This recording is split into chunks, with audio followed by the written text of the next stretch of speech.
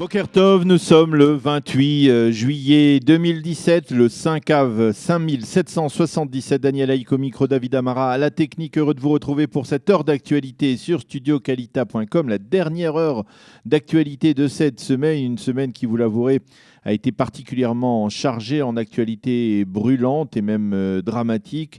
Nous commencerons donc cette heure par un journal d'information pour vous donner les dernières informations, en particulier autour de ce qui risque de se passer aujourd'hui sur le mont du Temple à Jérusalem. Vers 8h15, nous vous diffuserons l'entretien que j'ai réalisé hier de Pierre Lursa, avocat, écrivain, auteur entre autres d'une passionnante biographie de Zeev Jabotinsky. Nous parlerons avec lui de la situation justement sur le mont du Temple avec un certain recul, le recul nécessaire pour essayer d'analyser cette situation. Un entretien que nous vous proposerons sous un format nouveau, un format à l'essai.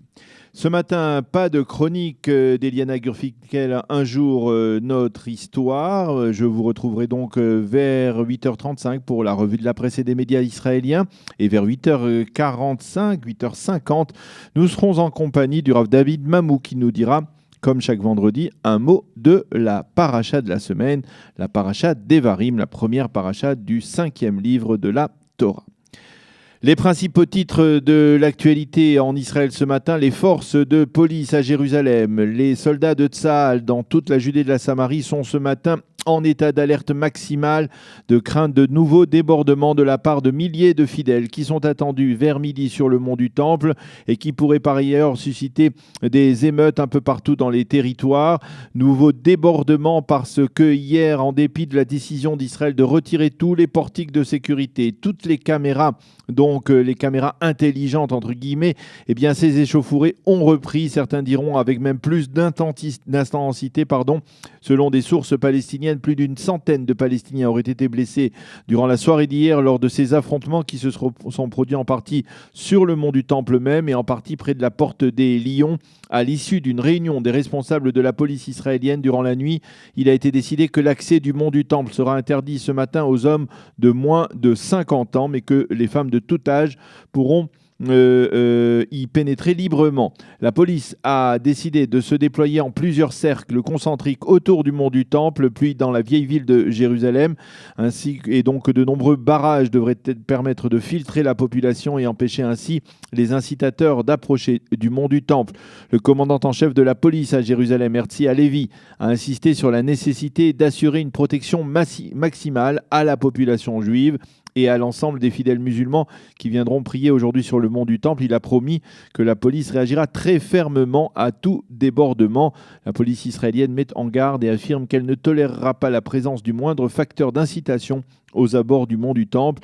Et la police israélienne a également émis l'espoir que la direction palestinienne saura respecter ce statu quo et saura condamner toute expression raciste, toute expression raciste qui pourrait s'exprimer de la part des fidèles musulmans qui auraient l'intention d'approcher le mont du Temple. Selon les estimations, ce sont plus de 3000 policiers et gardes-frontières israéliens qui vont se déployer ou qui même se déploient actuellement autour du mont du Temple et dans la vieille ville pour donc maintenir la sécurité dans cette journée à très haut risque. Hier, on a pu voir pour la première fois depuis longtemps des drapeaux palestiniens brandis sur le mont du Temple. La police a poursuivi les responsables qui les ont retirés. Par ailleurs, la police israélienne, qui a décidément beaucoup de travail ces derniers jours, a interrogé hier l'agent de sécurité de l'ambassade d'Israël à Amman, Ziv, qui a tué son agresseur, qu'il avait attaqué à l'aide d'un tournevis et qui a également tué le propriétaire de la maison où il habitait. À l'issue de cet interrogatoire, la police israélienne est parvenue à la conclusion que Ziv, l'agent de sécurité, donc, a bel et bien été victime d'un attentat terroriste. Maintenant, ce sera au conseil juridique du gouvernement de confirmer cette impression, ce sentiment. Et vérifier si oui ou non il a agi conformément aux ordres. Mais la Jordanie, elle, ne semble pas l'entendre de cette oreille.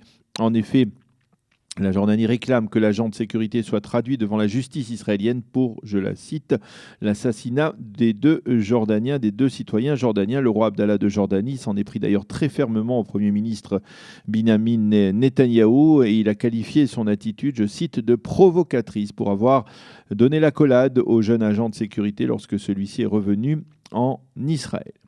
Et en marge de cette tension multiple, on a appris que le propriétaire de la maison de Marpella, qui est située près de Hebron, ou à Hebron plus exactement, près du caveau des patriarches, eh bien, cet ancien propriétaire de cette maison de Marpella est en train de croupir dans une prison palestinienne. Il s'agit effectivement d'un Palestinien qui a donc vendu sa maison à des Israéliens. Pourquoi croupit-il en prison? Eh bien parce que ce propriétaire a enfreint la loi palestinienne qui interdit aux Palestiniens de vendre des biens immobiliers à des Juifs, même s'il risque à cette occasion de faire une excellente affaire, car le prix de vente dans ce cas-là est généralement bien plus élevé que celui du marché. Mohamed Abou Sha'ala, c'est le nom donc de cet ancien propriétaire de cette maison de Marpella, croupi en prison depuis maintenant 5 ans pour avoir donc vendu cette maison. Selon certains témoins qui connaissent l'affaire de près, Abou Sha'ala est emprisonné dans une cellule avec des assassins et des violeurs, et il est considéré par les autres prisonniers palestiniens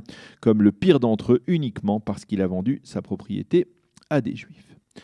La météo, pour terminer ce journal, le temps sera légèrement moins chaud pendant cette fin de semaine, et en particulier aujourd'hui, moins chaud que durant toute la semaine, qui a été une semaine un peu caniculaire. Les températures 31 degrés à Jérusalem et à Tel Aviv, et 41 degrés aujourd'hui à Eilat. Voilà, c'est la fin de ce journal. Nous nous retrouvons dans quelques instants, comme promis, pour cet entretien que j'ai réalisé hier avec Pierre Lursa, et nous avons dialogué en particulier de cette tension sur le mont du Temple et de la question de savoir si Israël était toujours souverain sur le mont du Temple. Voici cette interview réalisée hier.